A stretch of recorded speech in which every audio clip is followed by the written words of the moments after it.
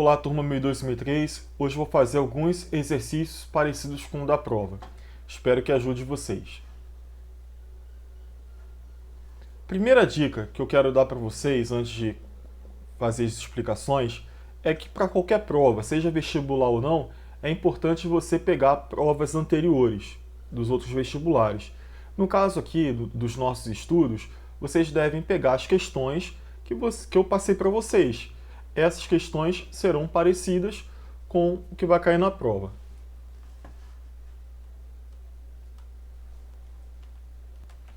Nós iniciamos falando sobre divisão, fazendo uma revisão, certo? E eu vou trabalhar esse assunto da divisão da seguinte maneira com vocês. Toda fração ela pode ser vista como quociente entre dois números. Quociente é o resultado da divisão. Eu posso escrever A sobre B como A dividido por B. Por exemplo, 20 sobre 4 é igual a 20 dividido por 4. Sempre o número de cima primeiro, o número de baixo depois, gente. 20 dividido por 4 é igual a 5. Essa divisão aqui ela é exata. Divisão exata, o resto é zero, certo? Se ela é uma divisão exata, o quociente é um número inteiro, um número sem vírgula. Então, só isso. Se eu tiver o contrário, 4 sobre 20, quem fica aqui primeiro, o 4 ou o 20? Sempre fica, olha só aqui a fórmula, vai ficar primeiro o número que aparece em cima. E fica do lado do sinal de divisão o número que aparece embaixo. Então sempre assim. Perceba que A e B pode ser qualquer valor. Lembrando que o B não pode ser zero, porque não existe divisão por zero, tá bom? Então aqui embaixo, 4 sobre 20 vai ficar assim. E 4 dividido por 20, nós já assistimos essa aula lá antes. Quando eu tenho um número e quero dividir por um número maior do que ele, eu tenho que fazer o seguinte. Então eu baixei 4. 4 é menor que 20, coloco o zero no quociente, vírgula, e um zero aqui. Aí agora eu tenho 40. 40 dividido por 2 é possível. Aí o resultado é esse. Ok, pessoal? Então faz diferença a ordem. 20 sobre 4 não é a mesma coisa que 4 sobre 20. Beleza? Propriedade comutativa, a ordem dos termos da divisão faz diferença. Então aí, toda fração pode ser escrita como quociente entre dois números inteiros. Aqui o resultado é um número inteiro, porque a divisão é exata. Aqui o resultado é um número decimal, porque a divisão não é exata. Outra coisa, pessoal, o que são frações equivalentes? Frações equivalentes são frações que possuem o mesmo quociente, ou seja, o mesmo resultado para a divisão. Vou colocar uma igualdade aqui e vamos verificar se essa igualdade ela é verdadeira. Essa igualdade ela é verdadeira, ou seja, essas frações são equivalentes. Essa igualdade ela diz que essas frações são equivalentes, mas será que ela é verdadeira? Então vamos dividir. Dividindo o 20 pelo 4, 20 dividido por 4 é igual a 5. E aqui, 8 dividido por 9, lembrando que sempre é o de cima dividido pelo de baixo. 8 dividido por 9, dei lá uma dica. Quem perdeu a aula, assiste lá o vídeo de novo. Quando eu tenho 9 embaixo, aqui eu vou ter uma dízima periódica e quem se repete é o número de cima. Lembra? Vou cobrar isso, hein? 5 é igual a essa dízima? Falso. Então aqui, ó, é diferente, não é igual. Agora eu vou colocar aqui duas frações que são equivalentes. Vamos ver por quê. Então temos aí um exemplo. 3 quartos e 6 oitavos. Essas duas frações são equivalentes? Para verificar, a gente pode ver se possuem o mesmo quociente. Dividindo 3 por 4, ó, divisão por 4, metade da metade, metade de 3, 1,5, metade de 1,5, 0,75. 6 dividido por 8. Dividir por 8 é metade da metade da metade. Metade de 6, 3, metade de 3, 1,5, 1,50 e metade de 1,50, 0,75. Aí, ó, os resultados são iguais, os quocientes são iguais. Logo, essa igualdade realmente é verdadeira. Tem uma dica aqui que eu vou passar para vocês que dá para saber se as frações são equivalentes sem fazer essas contas de divisão. Vou então para a super dica para saber se a igualdade é verdadeira ou falsa. Vamos multiplicar em x. 20 vezes 9 dá 180. Na outra diagonal eu tenho 8 e 4. 8 vezes 4, 32. As multiplicações resultaram em números diferentes. Então essa igualdade aqui ela é falsa. Então você não pode escrever igual, então é diferente. Aqui embaixo, vamos multiplicar na diagonal. 3 vezes 8, 24. 6 vezes 4, 24. Se o produto das diagonais for o mesmo, logo as frações são equivalentes. Beleza? Então aqui é equivalente e lá em cima não é equivalente. Por que estou explicando isso? Porque vai aparecer lá na prova isso daí para você pensar. Próxima questão. Nós temos aqui a tabuada da divisão do 5 preenchida. Perceba aqui, ó, que os símbolos são divisão e você tem aqui o número 5 na primeira coluna, dividido pelos números inteiros de 0 até 10. O que eu quero que você lembre? Como saber o número inteiro, o decimal exato ou a dízima periódica. O número inteiro, ele não tem vírgula. Quais são os números que estão no resultado que não tem vírgula? Temos o número 5, o número 5, o número 1 e só. E só. Então, o número 5 e o número 1. Toda vez que você tem uma divisão exata, e a gente colocou aí cor azul, essas divisões em azul são divisões exatas, porque o dividendo é divisível, é múltiplo, né, do divisor. Ou a conta é divisível pelo divisor, também pode falar assim. Então 5 e 1 são números inteiros. O número decimal exato, como eu reconheço ele? O número decimal exato, ele é um número que tem vírgula, só que ele não tem 3 pontinhos no final. Então, quais são os números aqui nos resultados que tem vírgula e não tem 3 pontos no final? 2,5 tem vírgula e não tem 3 pontos no final. 1,25. Para a gente separar os números decimais, vou usar ponto e vírgula para não confundir a vírgula do número com a vírgula de separação de números. Próximo número decimal que aparece aqui é o decimal exato, tá, gente? Decimal é todos ali com vírgula são. Decimal exato 0,5 é, porque não tem 3 pontos no final. Não tem mais números decimais exatos nessa tabela. Os demais, né, vamos ver como se identifica uma dízima periódica. A dízima periódica tem vírgula, tem 3 pontos no final. Mas não é só isso. Tem que ter um número se repetindo infinitamente. Um número ou uma sequência de números se repetindo. Então aqui eu tenho que ter uma repetição entre a vírgula e os 3 pontinhos. E essa repetição tem que aparecer no mínimo 2 vezes. Geralmente, o número que se repete, ele se repete 3 vezes. Ele se repete infinitamente, né? Mas para saber se é dízima, tem que aparecer 2 ou 3 vezes, mas a maioria aparece 3. Então vamos reconhecer aqui a dízima, que aparece aqui.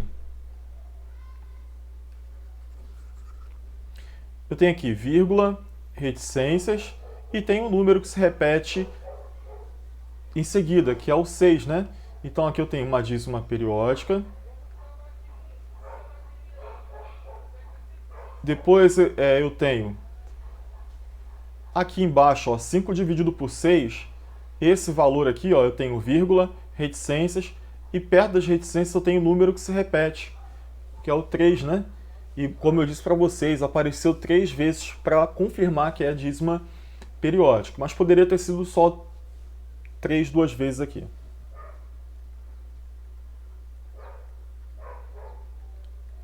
Ok.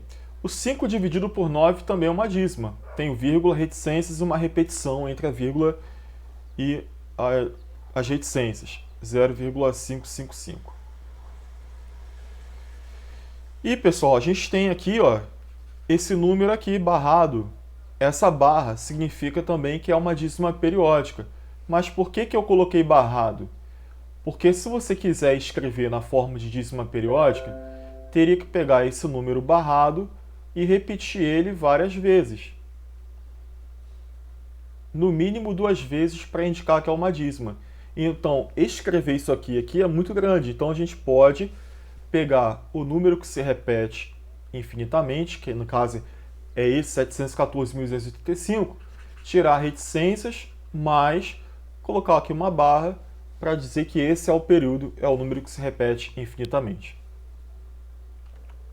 Aqui em cima faltou um valor, que é decimal exato, que é o 0,625, que eu esqueci dele.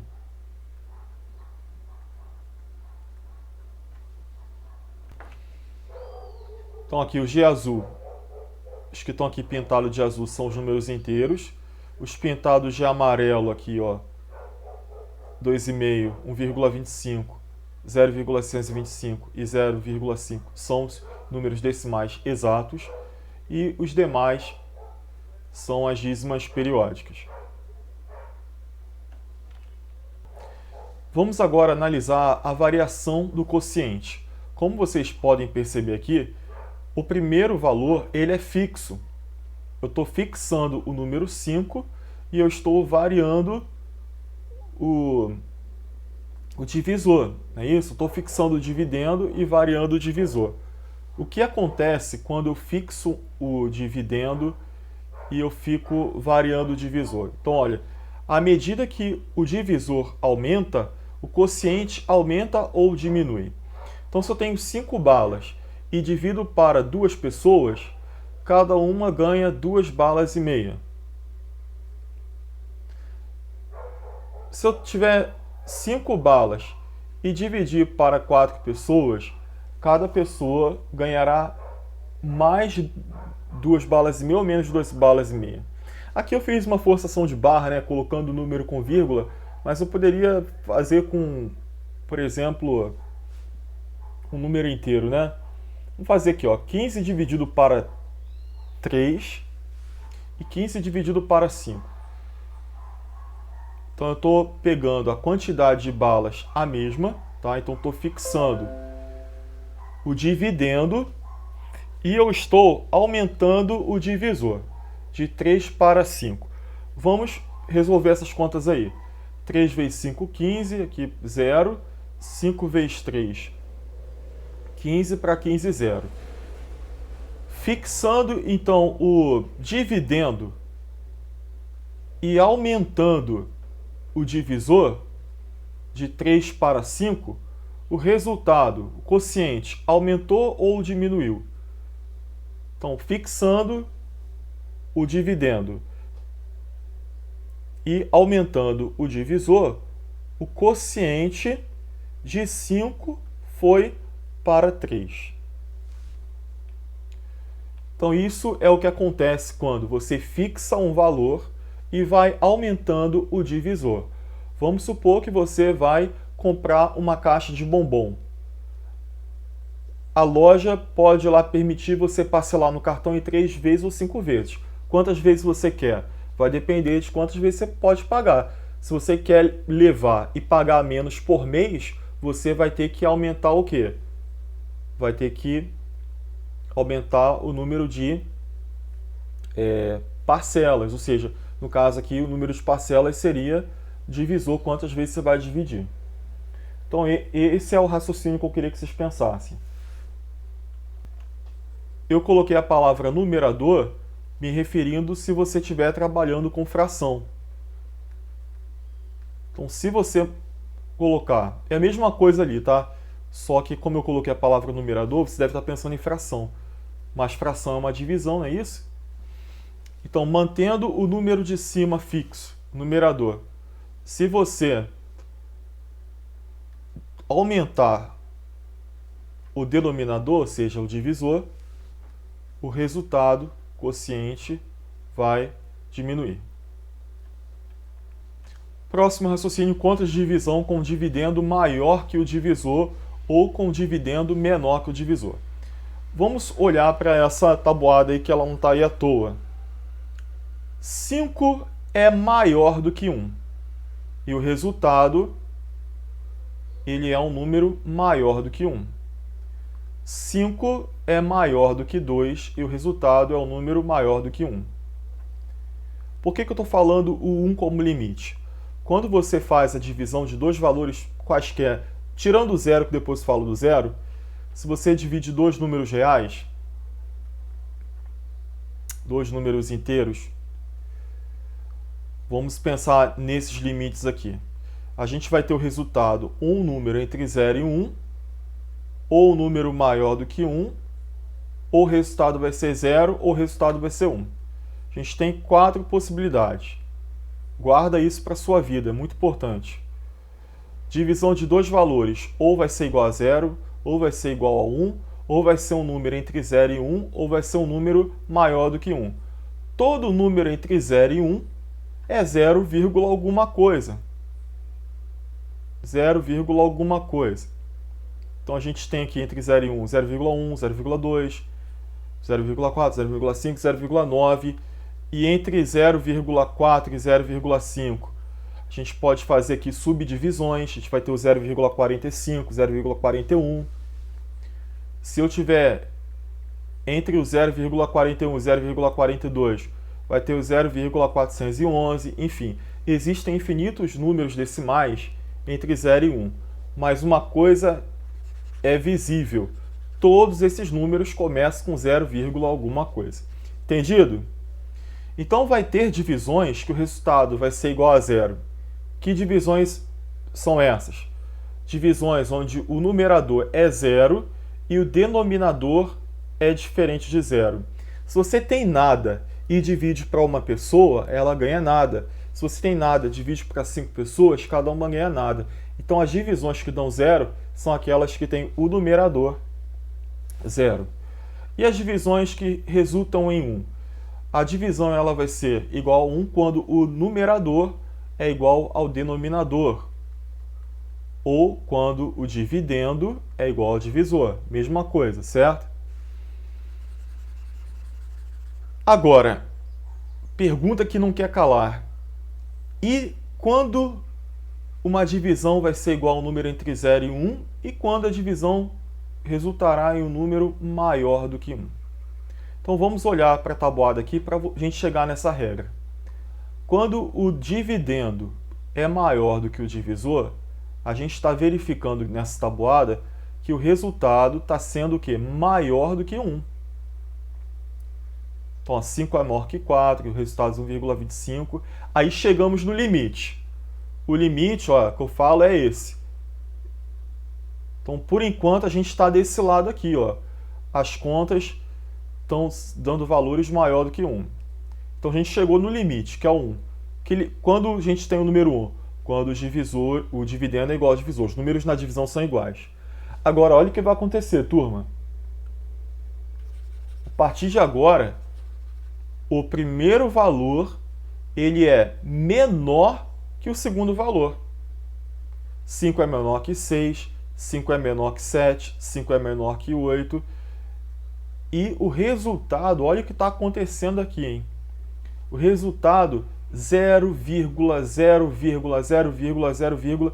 Então esses números 0, estão todos dentro desse miolo aqui, entre 0 e 1. Então eu vou deixar vocês pensarem, porque eu já estou dando praticamente a resposta da prova. Eu quero saber quando uma divisão dá um número maior do que 1 e quando a divisão dá um número menor que 1. Se eu falar que eu vou dar a resposta, eu quero que vocês pensem no que eu falei, tá bom? O grau de um polinômio. Vai cair uma questão para vocês verificarem qual é o grau de um polinômio. Como se acha o grau? Nós temos aqui polinômios. Polinômio são somas de termos não semelhantes. Quando eu tenho apenas um termo, o polinômio se chama de monômio. Quando tem uma adição de dois termos não semelhantes, nós chamamos de binômio. Quando tem uma adição de três termos não semelhantes, a gente chama de trinômio. Então, para saber se é monômio, binômio, trinômio ou com mais de 4 termos não semelhantes, eu tenho que olhar e verificar se há termos semelhantes. Se tiver termos semelhantes, eu tenho que somar os coeficientes. Caso os termos não sejam semelhantes, eu já posso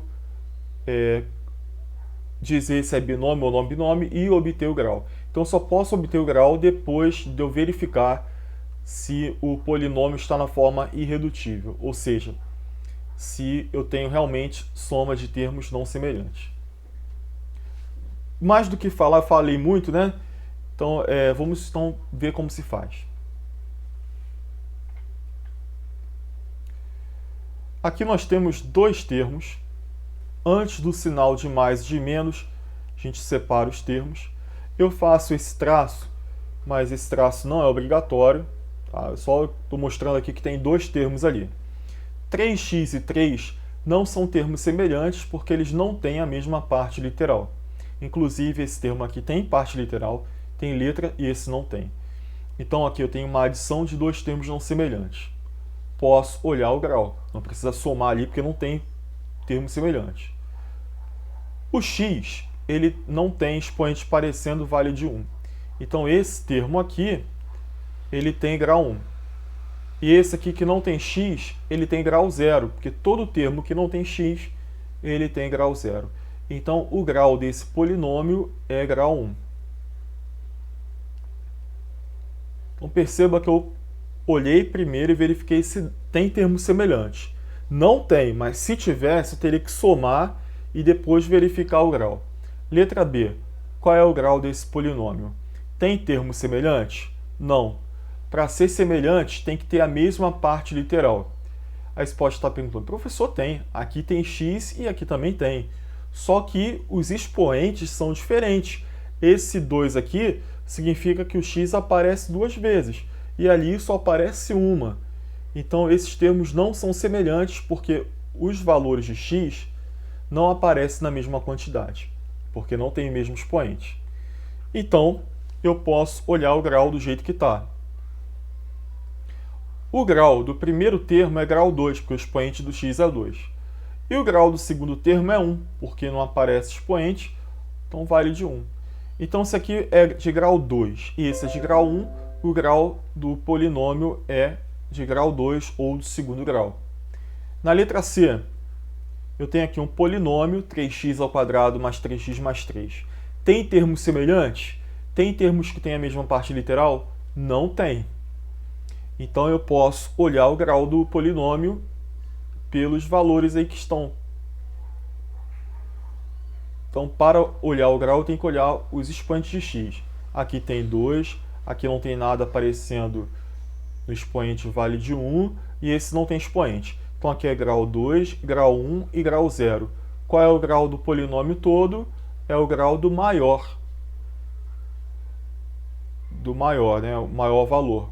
2 aqui. Agora, esses dois casos, a gente não pode obter o grau direto, porque tem termos semelhantes. Vamos, então, primeiramente, verificar quantos termos tem e quais são semelhantes. Antes do menos, coloque uma barrinha, e antes do mais, outra barra. Aqui não tem sinal aparecendo, então vale de mais. Esse termo, 3x, olha ele. Tem outro termo que é semelhante a esse, Ou seja, tem outro termo que tenha x e com o mesmo expoente? Tem. Esse termo aqui do lado tem x e igualzinho o outro não tem expoente parecido, vale de 1. Então, esse termo e esse são semelhantes. Se esses dois termos são semelhantes, o que eu tenho que fazer? Reduzir os dois a um só. Como se faz isso? Somando os coeficientes. Pessoal, hoje eu passei para vocês uma lista. Vocês devem ver esse vídeo, né, depois de ter feito a lista, que explica isso bem, tá? Com mais calma. Então, ó, se esses dois termos são semelhantes, eu vou ter que somar os coeficientes. Mais 3 somado com menos 3.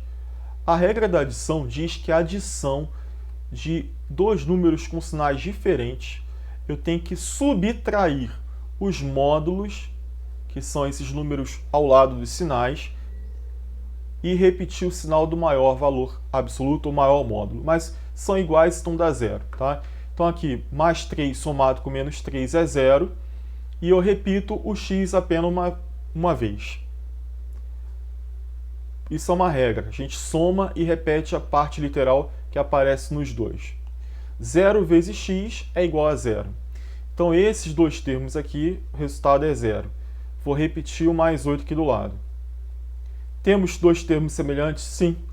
Dois números que não têm variável, não tem parte literal, são monômios semelhantes.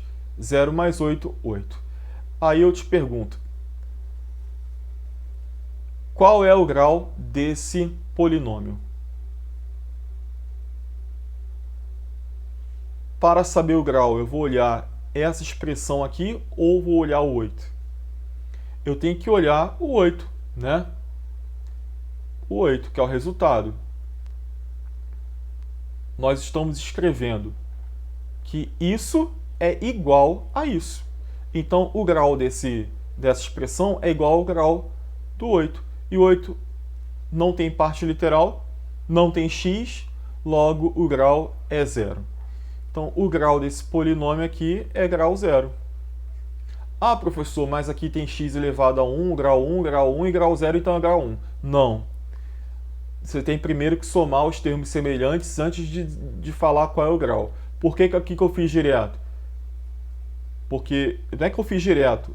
Eu vi antes se tinha termos semelhantes e não tinha. Então eu fiz a verificação do grau. Aqui embaixo é a mesma coisa. Vou olhar se tem termos semelhantes. Primeiro eu bato meu olho aqui no 3x ao quadrado. Tem algum termo depois do 3x ao quadrado semelhante a 3x quadrado? Aí você tem que pensar, tem termo que tem x ao quadrado depois desse termo? Tem, aqui ó.